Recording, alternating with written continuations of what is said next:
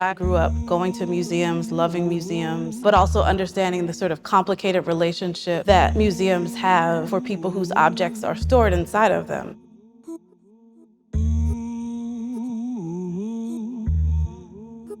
For my work, social practice is really about attending to Black healing.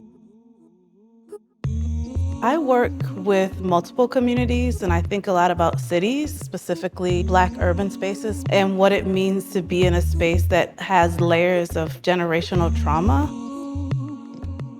I do site-specific performance that is responsive to something that happened there. I've also done a lot of work in institutions and in museums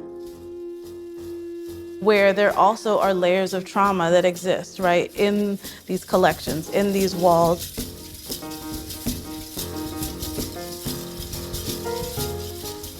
And so there's a similar process of excavation, peeling back layers of that trauma and activating layers of generational love. Oh Lord, tell Mary, run, I say, you got it. My first film was a result of this residency. During the residency, I was commissioned to make a film for 100 Years, 100 Women, and it was about the anniversary of suffrage for women. But what I wanted to focus on was the ways that Black women have been able to pass on certain rituals as a way of empowering us and keeping us emotionally safe and spiritually safe during difficulty.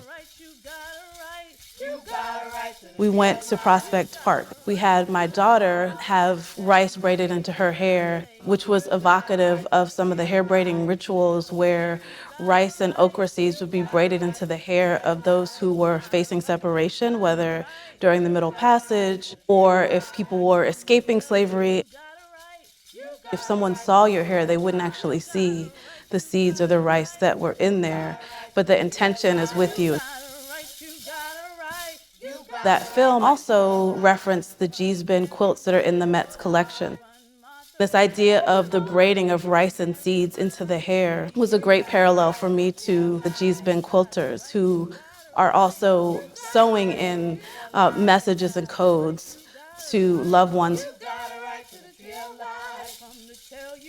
I was really interested in thinking about the traditions that can be passed from generation to generation. Run, Martha, run. Oh Lord, tell Mary, run, I say. You got a right to feel alive. You got a right, you got a right. You got a right to feel alive. As the first part of this residency, I wanted to think about what has happened in this museum, the things that are unsaid.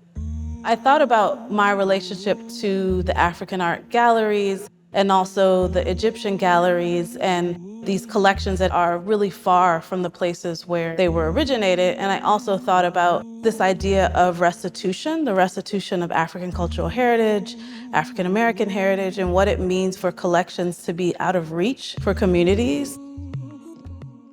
One of the activations that I did was a performance in the gallery where the African art lives.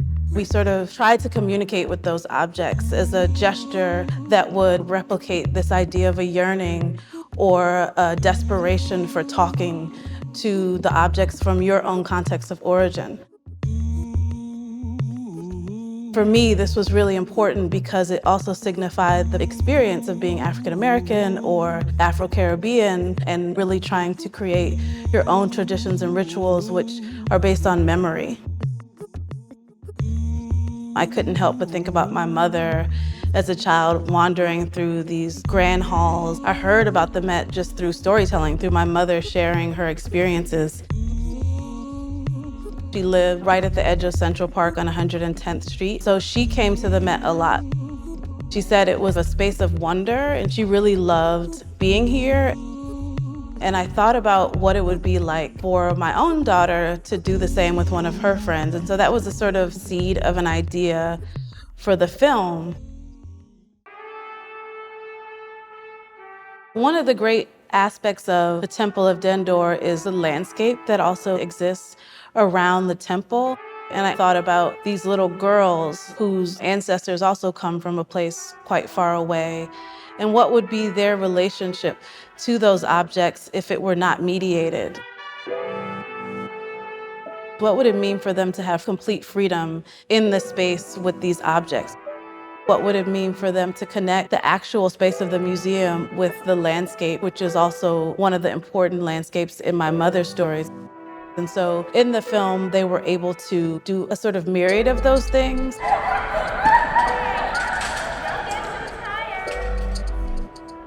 Some things would seem quite grown up, inspired by what would actually happen at the temple, which is worship, the setting up of offerings. Some things would be about their ancient selves and what kind of relationships they might have.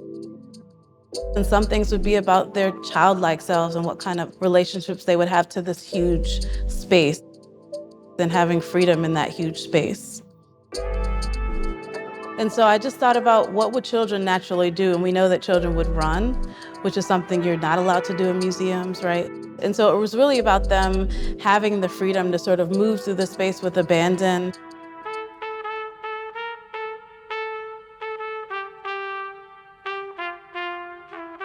I like when Elijah turned a little bit more towards the camera, slightly. Yeah. Right there. Louis Armstrong was famously documented near the pyramids at Giza serenading his wife. And so I wanted to give a nod to Louis Armstrong visiting those pyramids because see that in a photograph activated a very special longing that I think many people can relate to. So I wanted to access that memory in the film. And also really thinking about what it would feel like in Egypt if you were to tend to this temple in the wee hours. What would that feel like?